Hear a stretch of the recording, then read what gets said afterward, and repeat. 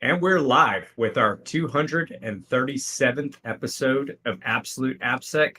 I'm Ken Johnson at CK Tricky on social media, joined by my co-host Seth Law at Seth Law on the social media. Seth, say hi. Hey everyone, welcome back to another episode. Ken and I are excited to be back as usual. This is episode 237. Have a couple of announcements. Trying to remember, Ken, who is actually sponsoring. I think it's still in part this episode, if I'm not mistaken. Yes. So we'll give them a shout out really quick to Impart Security for sponsoring this episode. Did you know that 41% of organizations have recently experienced an API security incident? Despite this, API security continues to be deprioritized. Why? Reasons include security teams not having an easy way to take inventory of all their APIs, challenges involved with continuous API monitoring and testing, and a lack of flexible firewall rules to enforce API security. With Impart Security's API security platform, security teams can finally have effective and pro-code friendly runtime protection that helps to proactively analyze, mitigate, and respond to ongoing API threats. Check out impart.security for more info. Again, thanks to Impart. We're going to be doing another happy hour with Impart and Dry Run and Redpoint at RSA in a couple of months. Watch for invites. If you're going to be at RSA, would love to have you.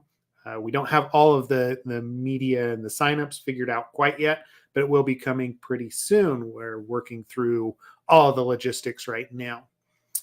Outside of that, KernelCon training is still available. There's some question on whether or not there is going to be enough attendees at KernelCon in general for a lot of the workshops that are out there. So if you would like to attend Practical Secure Code Review, now is the time to sign up. This is a great place to actually attend since it isn't it's KernelCon. It's not as expensive as some of the other conferences that are out there for the training itself. And Ken and I are introducing the new AI bits to the course. So use of LLMs to ask questions of code. It's incredibly useful, as we have seen. So if you are interested, if you are on the fence, please sign up now so we can get the correct numbers and actually conduct that course. Outside of that, we will be conducting the course at DEF CON in Vegas in August. That is now available for sign up. I think DC as well. If I remember right, Ken, that is in June.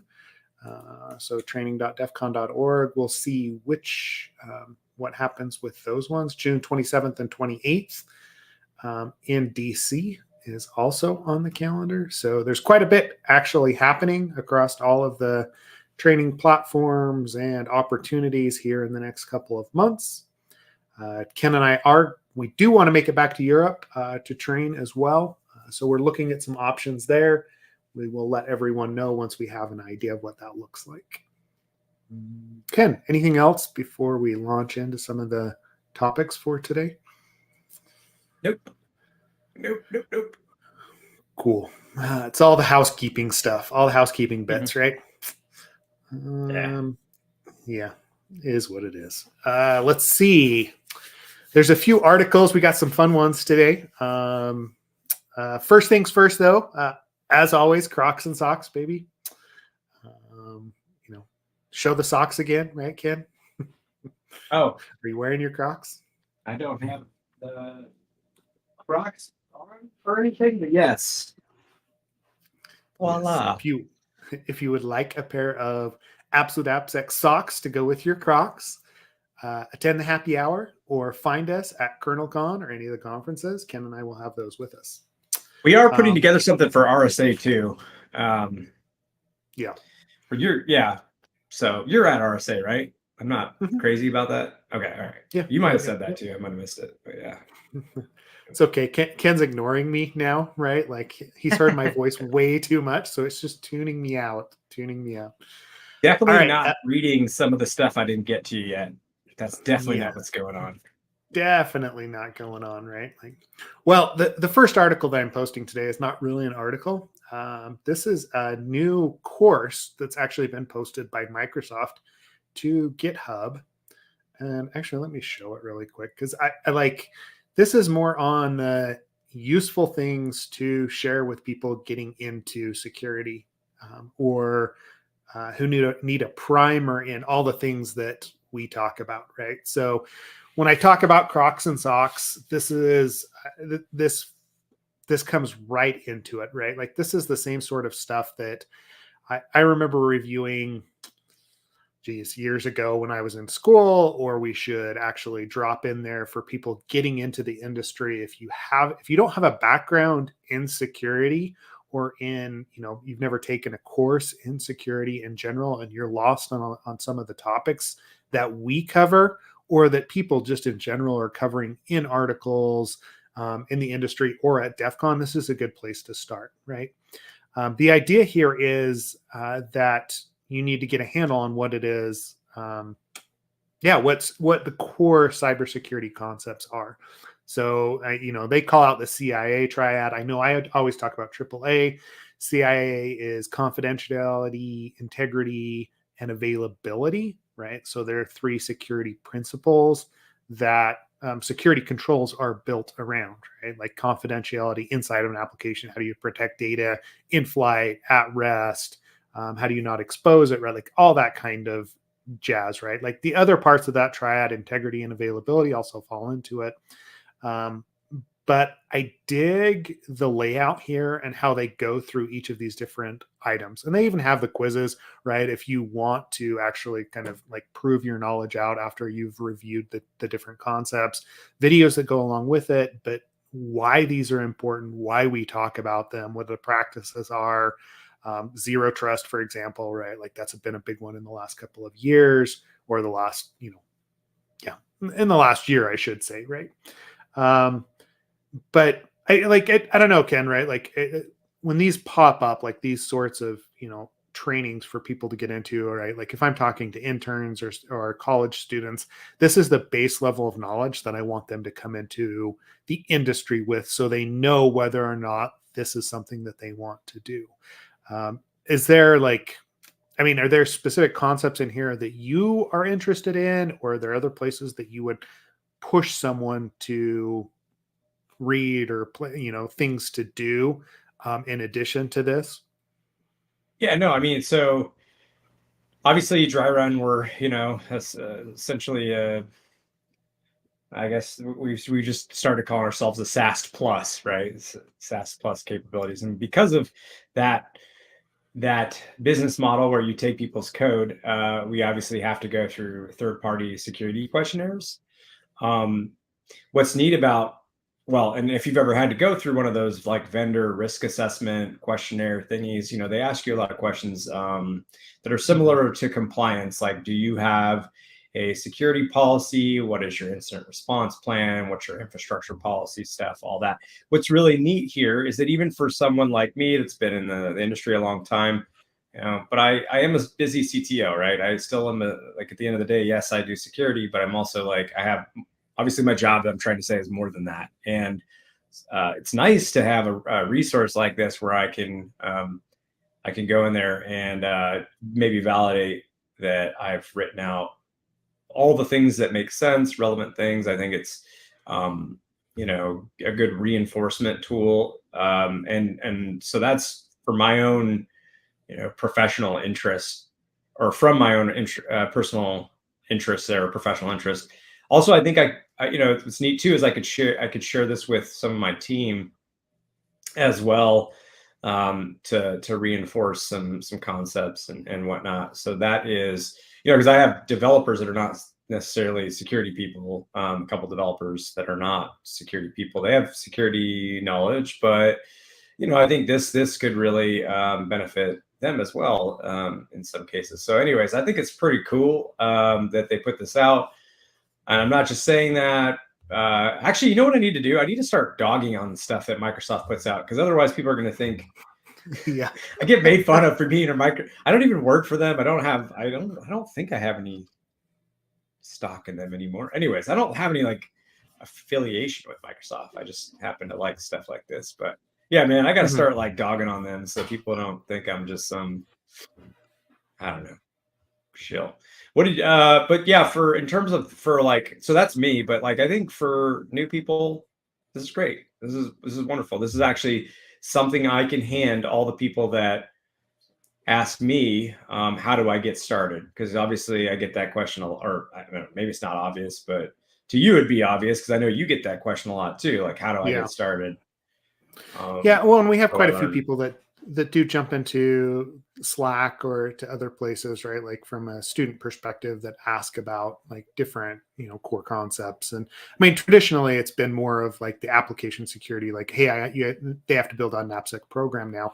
But I mean, honestly, like the capabilities here that we're looking at, just their AppSec key capabilities. I would agree with a lot of this, right? Like, hey, you got to make sure that you have some of this in place, whether or not it actually like, the tools translate to exactly what they're talking about. Okay, maybe not, right? But at the very least, it gives someone a good background in what that actually looks like and what the things that they should be thinking about, right? Um, yeah, I mean, I'm already thinking about a couple of people that have come to me recently, and this one just popped up this week on my radar, right? Like I know it's been out for a couple of weeks, but it just popped up on my radar, and so this is one that I'm going to start recommending to people to actually go and review. On top of, okay, now this is what specifically I do on a daily basis with the use of burp and like the penetration testing and so secure code review, all that other supplemental material that goes on top of this, right?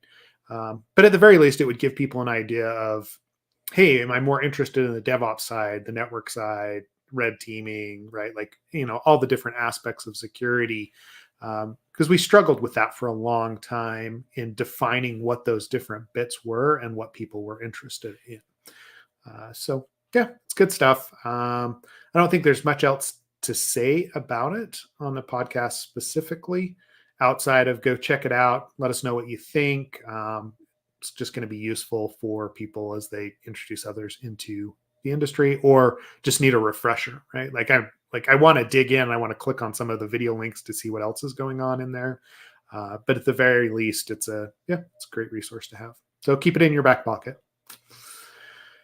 Cool. Are there any other 101 style sites that you recommend on top of that? I know I'm putting you on the spot. We didn't necessarily talk on. Yeah, go ahead. Yeah, we didn't talk about it ahead of time, but there was one from we talked about on this podcast from a while back. Maybe I can find it where it's like it was like an awesome list of. I might have bookmarked it actually. Was that the awesome AppSec or whatever? Yeah, something like that, like awesome AppSec or something like that. Yeah, awesome AppSec. What's the resources? I don't know. It was like some Paragoni awesome AppSec, a curated list of. Yeah, let me put it in here. Yeah, I just dropped it in there too. So, oops. Well, let's highlight it on the thing then. There I'm helping. Yep.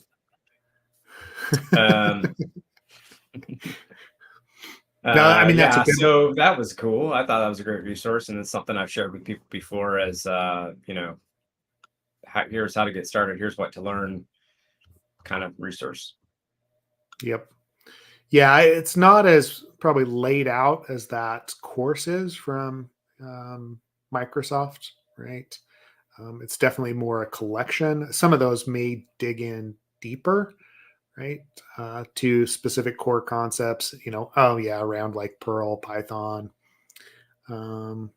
That's all good stuff though. So check it out.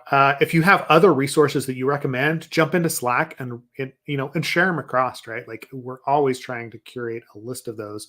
And I know at one point we did a blog post, right, on getting into AppSec. Yeah. Cool. Neato. I had no idea. It's been a couple of years, right? But getting into AppSec, right? I'm gonna promote that too, right? Like new professionals getting into AppSec, right? Like that was it's been a while since we've actually, dropped new stuff onto the blog. We need to get back into it, right? Daily life gets in the way, I guess we should say, right? You know what Ron Oh, Paris reminded me of? Like similar to what? this. Remember when we wrote up? Remember when we had that setcast, those setcast Mhm. videos? Yeah. And I didn't realize until I went back and looked because he had mentioned it. Just how many of those we had created. We covered like we seriously in like a matter of months covered a few months covered like all major languages and frameworks at the time, the OWASP top 10 on each one of those, but more so like how to fix it, how to securely write logins, how to do all kinds of stuff, dude. Like I really forgot about all that work. It's just out there somewhere. Out on the YouTube ether still or somewhere. something like that, I think. Yeah. Yeah, I Might be out haven't there read them still. yet. But yeah, I was like, whoa, I forgot about all that. Yeah, Yeah. that was a lot we That did. was those were some good days for sure, right? Like, and there was a lot that went into it. Intro to Burp Suite 9 years ago, right? I Yeah, mean, the user doesn't actually exist anymore for that company out there, but the channel still does, right? that's Let's funny. see. Yeah, Yeah. but yeah, there's a whole bunch of identifying components with known vulnerabilities in Java, Java SQL injects in Django, Grails. Yeah, we covered so much stuff, man. I know, I totally forgot. It was like you and I just kind of digging in on all of it, Yeah. writing the videos, writing the scripts, drafting them up, Yep. trying to get Mhm. under 3 to 5 minutes if I remember correctly. Make it quick, make Yep. it succinct. Yeah, we did a lot of good work back then. So, anyways, I don't know. It just made me think of when you said the blog. I'm like, oh yeah, there's other stuff we've done too that I totally forgot about. That was like helpful at one point. Yeah. Yeah. Well, and I mean, I think we kind of want to get back to some of that. I know, right? Like that's we've been having discussions on our side, from a red point perspective on like what is useful to people, and I still think the 3 to 5 minute, right? Like the way that social media, consumption is nowadays, and people's like it's hard to dedicate more than 3 to 5 minutes to something, right? Like it just is. So like consolidating down, right? Like we do an hour-long episode, but if you look at the listen rates, right? And I'm getting like geeky like data on the back end, but most of the time, like overall, most of the listeners drop or they only listen to a snippet. It's honestly like in 3 to 5 minute snippets that it gets listened to. And then in general, it's probably only about 20 minutes of each episode is like listened to in general, right? Like even though there's people that listen to the whole thing, we know, and we love you, right? But just in general, I know that it's hard. So there's been some discussion on how we actually drive that and how we could include like smaller snippets like sec casts, AppSec casts, AppSec bytes. I don't know, whatever you want to call it, right? I like it. Once we figure out Cool. the name part, That's the then we're most important solid. thing, right? Like, yeah, The hardest exactly. part always. When we As get that always. name down, that sweet, sweet naming, we should be good. The rest will just fall into place. No, I know See, we've talked about because like we get bombarded with. I mean, that's the question we get the most is like, do you have virtual training? And it's like, all right, well, it wouldn't be bad to put some of this stuff online, but yep. yeah, we have to like fly out to one another and dedicate a few days and all that fun stuff, and then edit it all up, and so we'll see.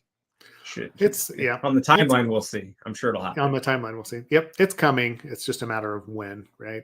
We know that there is a desire for it. So if it's something that you want, DM me or Ken on Slack, and we will let you know. We'll keep you in the loop. Sweet. Okay, next article. This one is fun. It's so Yeah, funny. I just yeah. Oh man. Yeah. Okay. So CCP News in Canada has an article about the Chinese hacking industry. Um, this is incredible, right? Like yeah, I So should probably share. stupid. So stupid, is what you Oh said. my god. Well, no, not the yeah, we'll get into it. What that means. A Anyways. rare glimpse into the culture behind Chinese hacking, I guess. I don't know. I don't know what yeah, how else we want to summarize it there. I can summarize it for you. Okay, go ahead. Summarize it for you.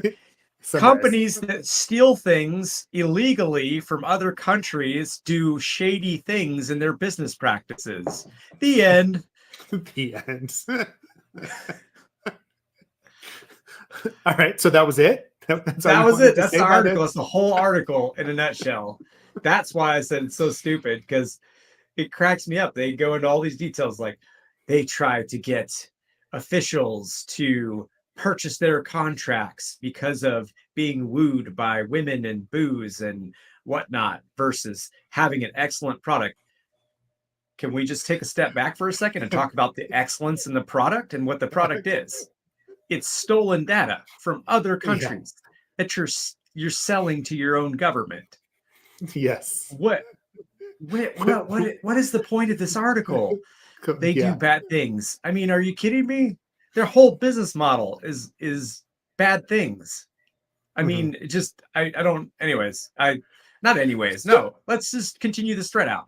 What was the point of this art? I mean, I really don't know. Like, what they were trying to like uncover here, like the unscrupulous nature of unscrupulous businesses. Like, yeah, the mafia is bad and does bad things, right? Like, what are you talking about? And yeah, there are some. I mean, there are some interesting, like zooming out. There are some, I guess, interesting things. Like maybe one data point that was interesting is in 2010/2011 timeframe. It was kind of known internally within China that they lagged behind the U.S. at that point in terms of technological capabilities. But now we're 13, 14 years later, and that's not the case anymore. So they have like this widespread, set of companies that professionally, quote unquote, professionally steal stuff and then sell it to their government and are paid by their government to steal foreign data. I think my favorite, most hilarious paragraph was the one I shared with you, which I'm about to quote. Hold on, this is my favorite. High-profile hacks by Chinese state agents, including one at the U.S. Office of Personnel Management, OPM. We all knew about that one, where personal data on 22 million existing, and by the way, I was one of those people, or prospective federal employees was stolen, got so serious that then U.S. President Barack Obama personally complained to Chinese leader Xi Jinping. And this is the one that fucking cracked me up. They agreed in 2015 to cut back on the espionage. This whole article is who was given the drugs to write this article. It is hilarious in every way possible, and the absurdity of all of this is just it's hilarious. I love this article. I actually love it. I think it's great. I really do. This actually made my day. What's interesting is like, okay, the reason that they're writing about it is there was this leak from iSoon, right? Like, which is one of the, and it's like, I'm pretty sure the leak came from one of the other hacking groups in China, right? It's like the snake eating its own tail, or whatever you want to call it, right? Like, oh, look, you guys more shady than we are. We can hack you just like we hack all these companies that have lax security in the US, right? Or in Europe or wherever else.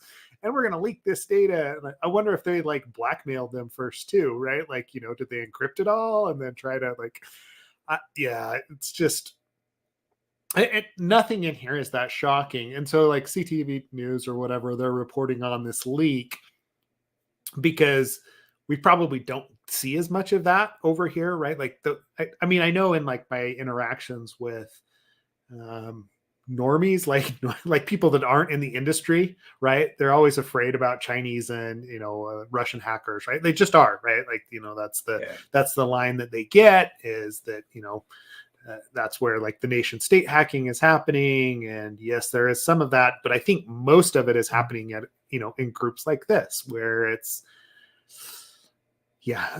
it's not the most excellent product, shall I say? Right? Yeah. They're like, we don't get paid. Like there were complaints about like how there's not a lot of training. We don't get paid a lot. Like it is hilarious because this is because the government sanctions and not only sanctions but pays them money. This is considered a real business, right? Even though come on, Yep. let's be honest what this is. It's not. I mean, this is horseshit. It's not a. It's like it's thieves. It's black hats, right? That's fine. We Yeah. can call it that. But like, it's funny because they're like treating it as if they're talking about it as if it's like Google or somewhere else where they're like the employees aren't happy with their this and that and it's like I could care less. I don't care. You're stealing my data. You stole my data. Like, Yeah. yeah, I hope you have a horrible time at work. I hope it's not fun. Yeah. So, anyways, it's just like reading this whole thing just got me all kind of not even spun Yeah. up. Just it was hilarious. And the more I read it, I'm like this. But I get it. To be fair, like okay, so as much as I'm joking around and making light of all this, I'll say this: we have the same thing. We have the same exact thing in the States. We have people that are paid. I know because I've interviewed at these places before, where not to build exploits, but as part of the company that I was here interviewing at, one specifically that I really look back at in an area that it makes sense. I don't even say the location because it makes sense where like where it's located. But one of its wings is dedicated to just writing exploits for the U.S. government, not necessarily stealing data with that, but giving those exploits off to the U.S. So it's a pretty it's a step away from that, right? But it's the route to getting some of that stolen stuff. So, but it's not quite the same, right? We are talking about like again, right? I don't know. I guess it's murky. It's murky. It's all murky. I mean, Yeah. they do require clearances. People are well paid, blah, blah, blah, blah, blah. But at the end of the day, it's still giving the government something that would allow them to have some similar capabilities, So Mhm. trying to find the serious. I'm trying to make a serious point here out of this article, and it's hard, It's but failing you. I'm working on it. I don't know. That I just highlighted that other like the sales staff reporting that clients were dissatisfied with the quality of the data, making it difficult to collect payments. Man, right? Like yeah, of course, it's stolen data, and they're you're trusting people that that's what they're doing. Yeah, Incredible, just and then incredible. it is I did love this article though. When you sent it across, I was like, I think I might have thanked you. I was like, this is awesome, man. This is great. Sometimes you need a Mhm. laugh. Sometimes you need some silliness, and this hit the mark. So Yeah. Yep. And just as a final thought on it, right? That last quote there. It's a little sloppy. The tools are not that impressive, but the Ministry of Public Security sees that you get the job done. They will hire whoever can get the job done. That's just like the epitome of government contracting, right there.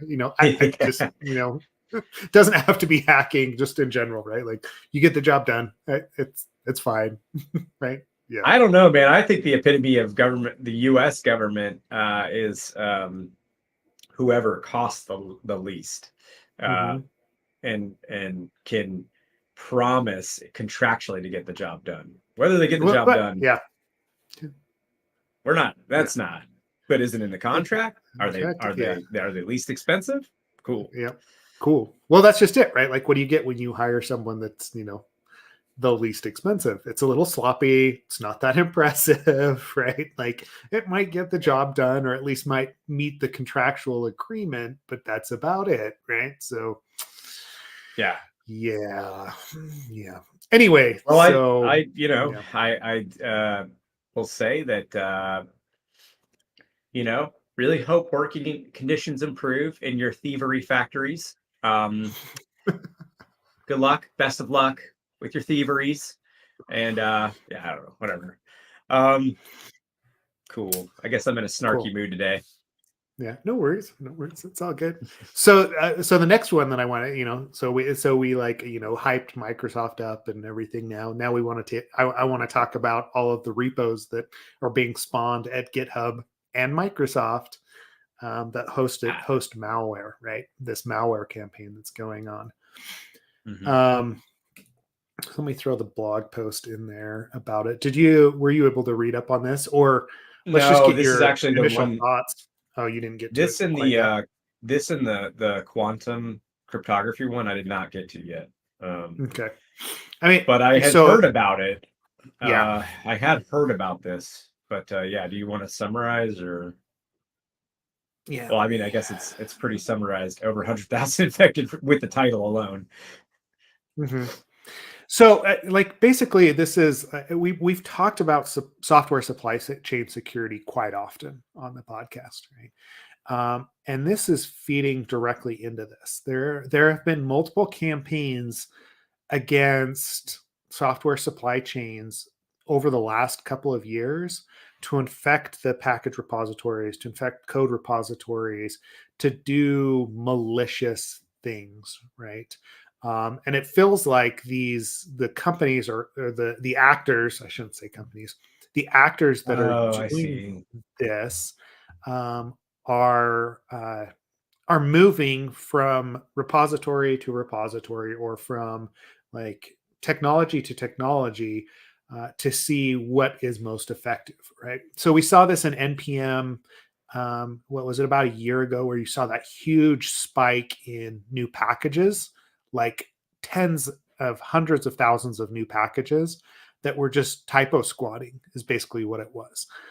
They were attempting to insert data in there, and it looked like marketing efforts, and they were trying to get people to go to malicious websites, and they were seeing whether or not it was an effective avenue for a watering hole attack. Right? That's what it boils down to. So now it feels like they've taken a step back. They've started to look at other avenues outside of npm. Npm is incredibly popular. When they're realizing that GitHub and source code repositories are another place that popular packages live. And if they can confuse people as to what they're downloading, then they can, infect a machine. They can still, steal data.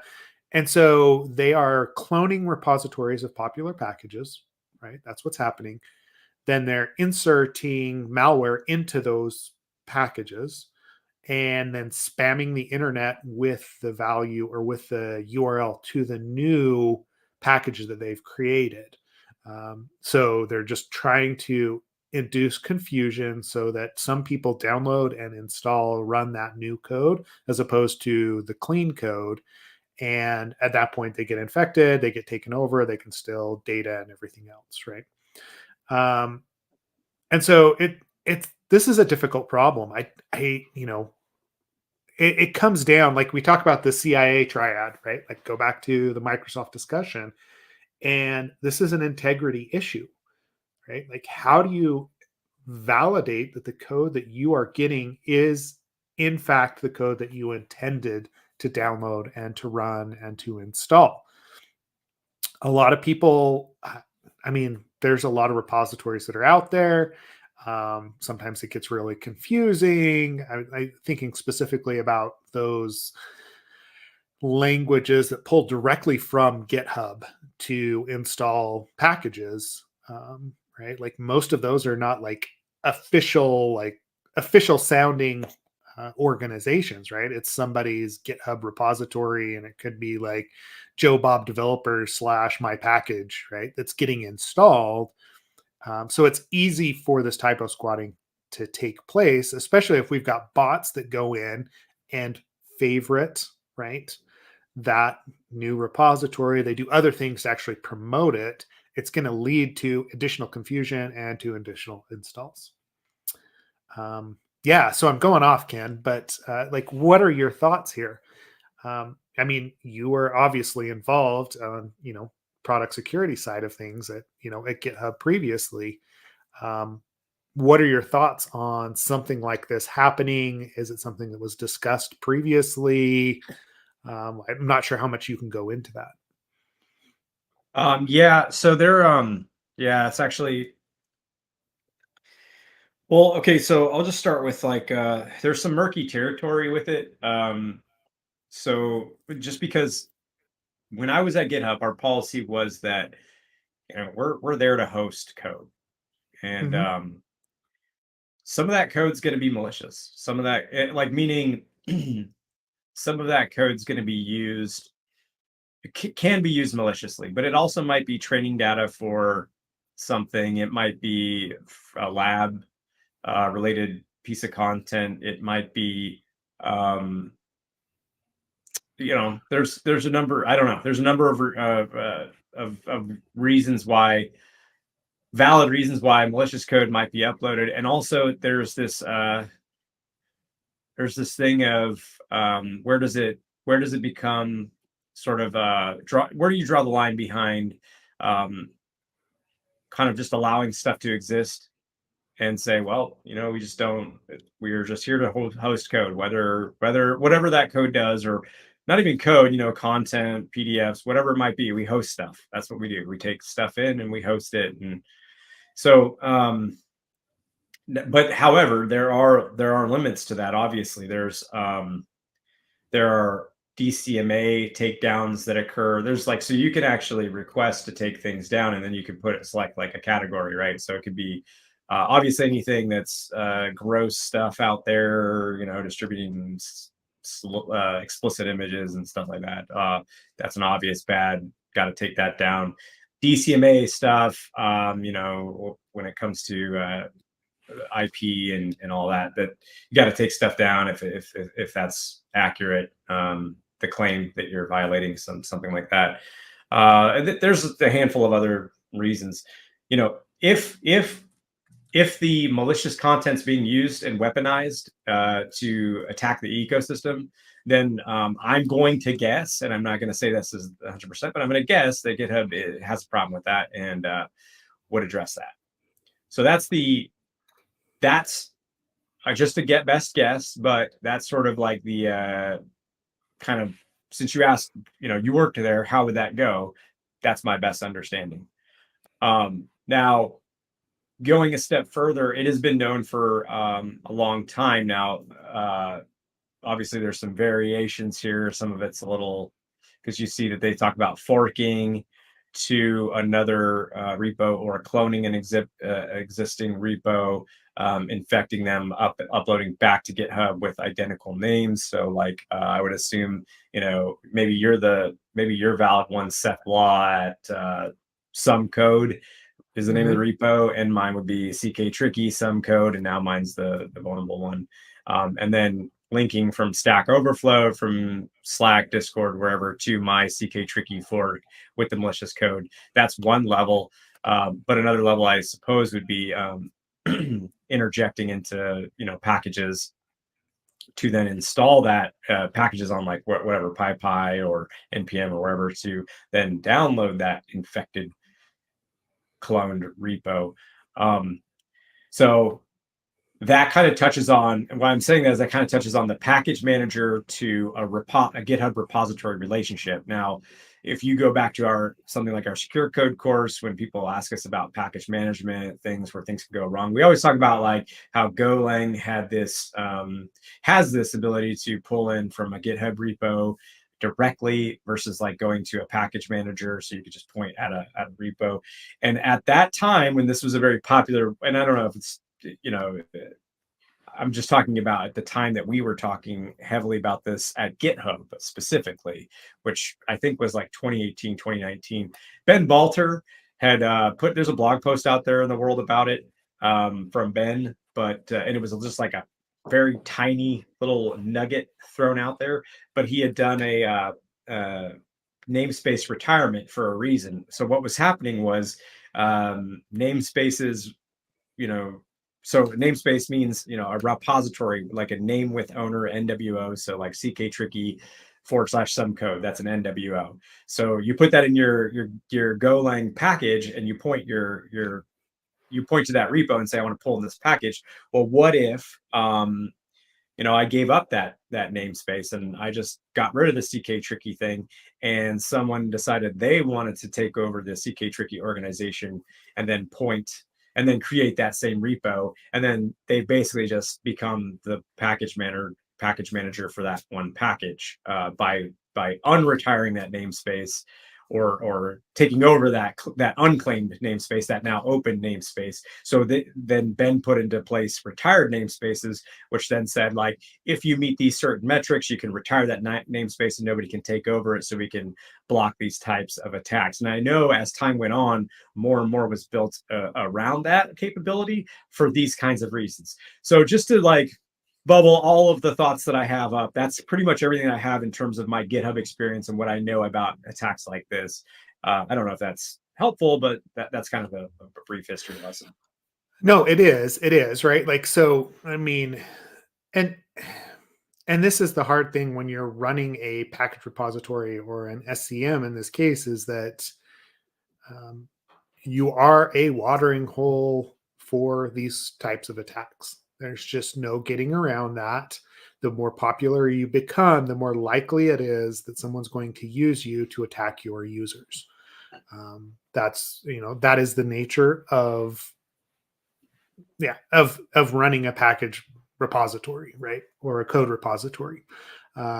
And it's interesting here, Apiro like is talking about that transition, just what we were saying, from targeting PyPy to specifically targeting GitHub instead with these PyPy packages. And this doesn't mean like this is only analysis for Python. I start to wonder what else is going on with NPM packages and other popular like Golang ones, right? Like PHP specifically, right? Like we know that there is confusion across the board with all of these different package repositories. And you're going to start getting the same thing with places like Hugging Face, right? Like for AI models as well, is it's coming, and you've got to protect yourself somehow against this repository confusion if you are pulling in packages and you're trusting third-party code, which is basically everyone nowadays, right? Like that talk a couple of years ago I can't even remember who that was, at Locomocosec, about how much code in NPM is actually custom versus third-party code. It was like 90 some odd % of most applications is third-party code. So most likely you're pulling in packages, even if you don't realize that. It's happening somewhere in the step, in the development phases, and you've got to protect yourself against this sort of repository confusion. AI tools may or may not be helpful against this at times. But even things like looking at stars, looking at other indicators may or may not be helpful. But you've got to lock it in some way. I mean, it's just a hard problem across the board, both for the package maintainers, the package repository owners, but also the developers themselves. There's got to be some sort of an integrity check in there. And this is a place where we start talking about signed commits and signed code, actually trusting where it's actually where that code is coming from. I don't have a good solution for this outside of be vigilant, right? What do you recommend, Ken? If you are a developer, I mean, you are a developer, right? Like you are pulling in code from other places. How do you protect yourself against this sort of a typo squat or an attack? Well, I mean, obviously there's a number of things. I mean, you can use obviously you should use something like so just basic security hygiene. This is not saying this is going to solve the issue. That is not at all what I'm saying. But I am going to say that just as like a recommendation for people, obviously you should have something like a Dependabot or some other kind of library checking tool, dependency check from OWASP, whatever it might be. You should have something there so that when a CV is released for one of your libraries, you're aware of it.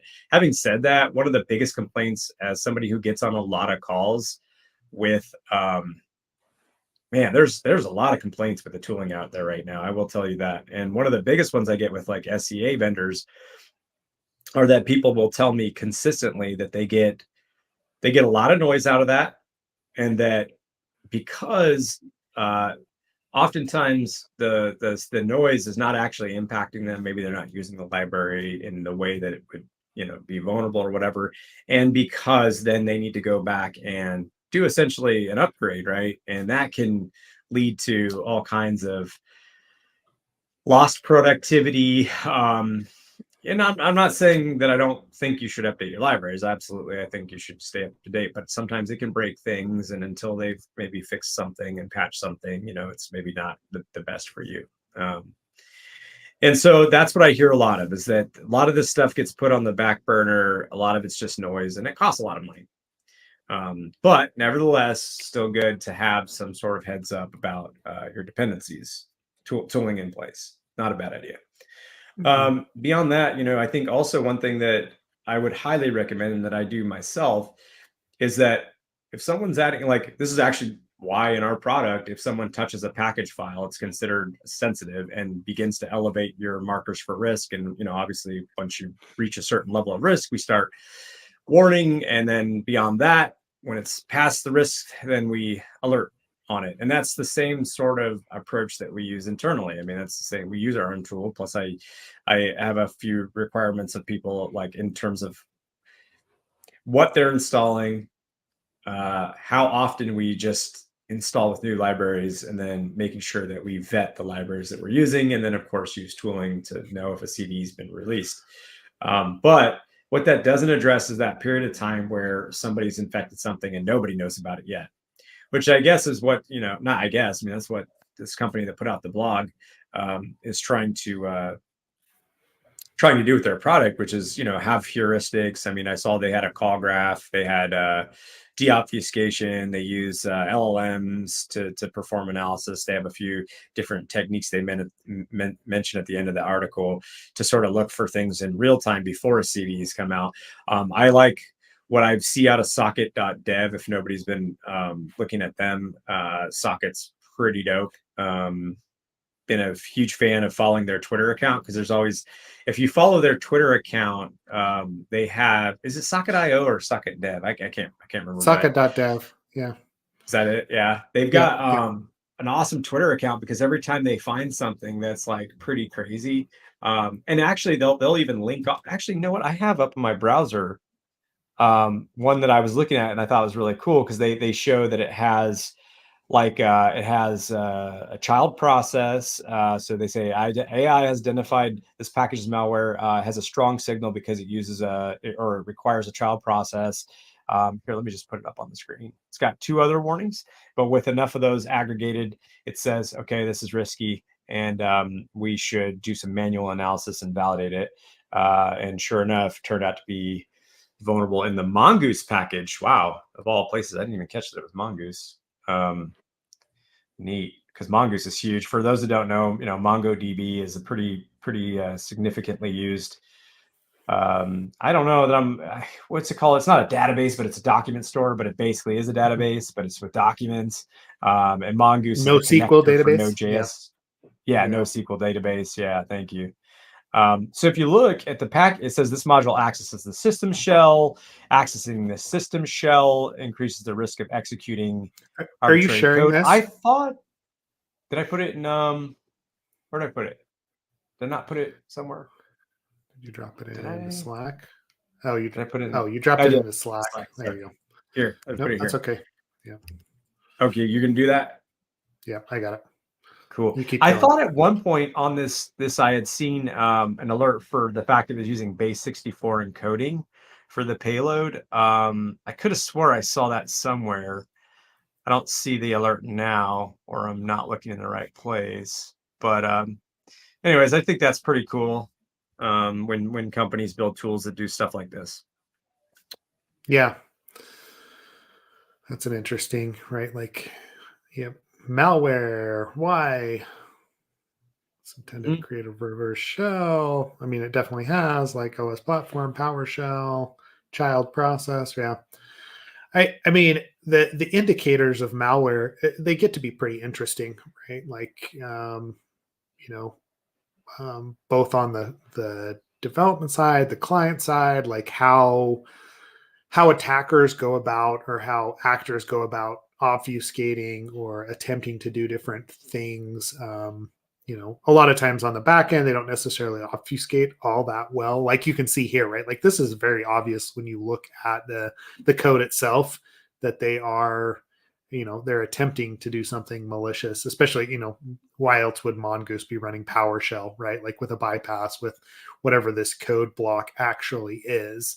Um, base 64 encoded values as they're spitting back and forth, that it becomes pretty obvious quickly to anyone that is a developer that they're trying to hide something, right?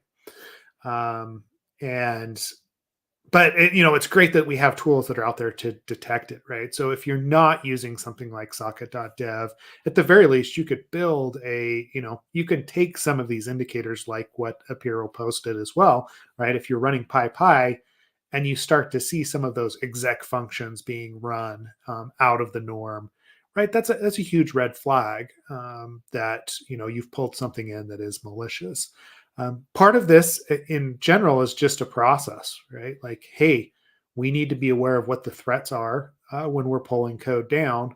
And then we want to reduce the blast radius when it happens, because it's not an if it happens, it's going to be a when in most cases. Most organizations are going to pull in a malicious package at some point. Right? There's enough of it that's out there, whether that's on a developer machine, whether that's in the CI/CD pipeline, it is going to happen. So we need to come up with a process on how we clean things up, how we detect it, how do we know that something's gone wrong, and how do we remediate it when it does. That's it. Part of this is discipline. Part of this is maturing as an organization, but it's being knowledgeable about it. And this goes to those security questionnaires, right? Like, as much as I hate answering those when we get questions about them, it's a good check on how mature an organization is and whether or not you want to do business with them, if they've thought about the threats that come in, right? If they have a process for handling, all the things, whether that is like network, style attacks or application style attacks, right? You've got to cover your bases. Yeah. Yeah, you do. You do. Yeah. You do. We joke around a lot, and uh, how do I say it? We cover on this podcast, application security. Most of the time we do go pretty wide, but most of the time it's application security specific. But in terms of running like a robust, just overarching security plan, there's a lot of just little things that you have to do, but that you need to do too. There's a reason that we have, like, as much as we joke about compliance and all that stuff, there's a reason for those minimum standards.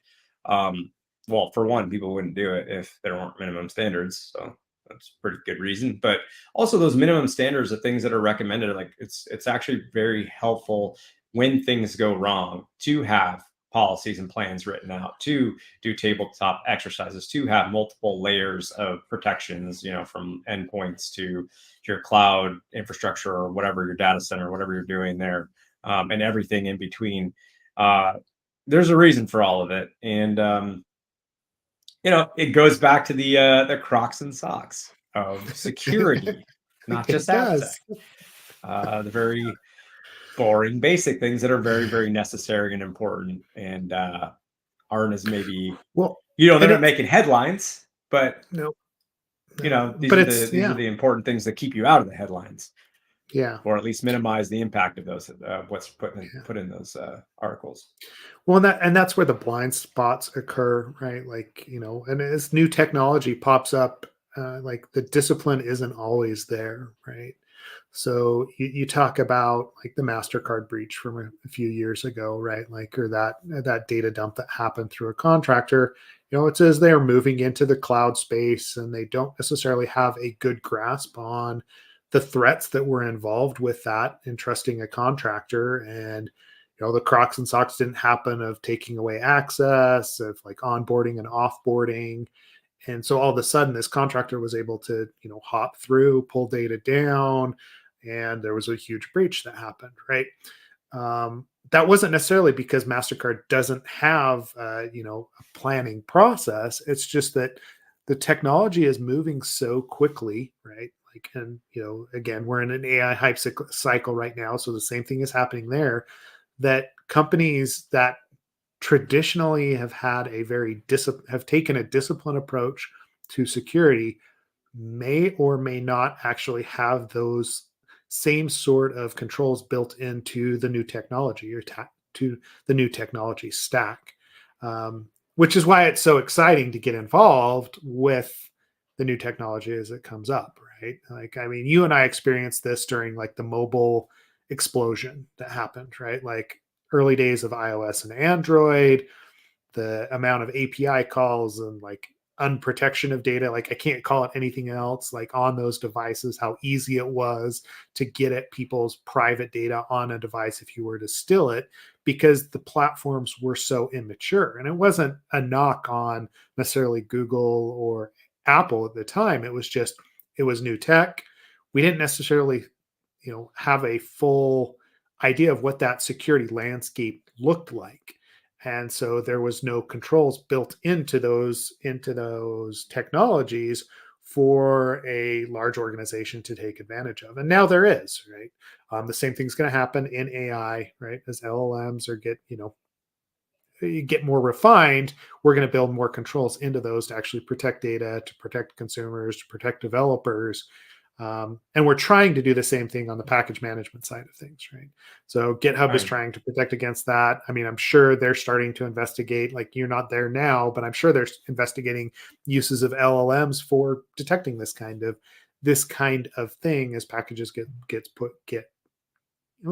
as packages get pushed up to the repositories. Like, how can we detect that, right? Like, are there indicators that we can take and like silo something out so that it doesn't become a watering hole attack against a whole bunch of people?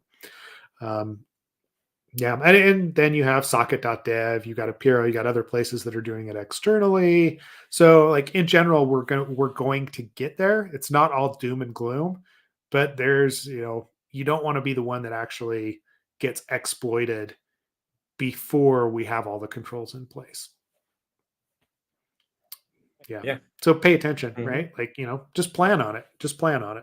I think is basically what it was. I know I used to be a part of like reading lists for different like popular texts. So like security digests for like email lists for for instance Ruby on Rails for a while, and the NPM, and oh God, what else was it? I don't know. I had a few going on, and that was just like the second something came out, I knew about it and knew to patch. I'm sure everybody else has their own ways that they do stuff like that. But yeah, there's multiple ways. I do have to get running soon just because I have a meeting that started already. Okay. Well, at work, yeah, so we'll just put a bow on it for today.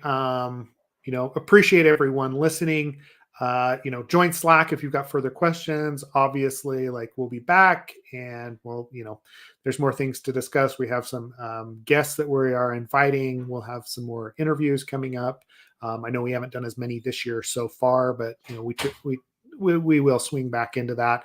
If you have people that you would like us to talk to, we will reach out and invite people to come on.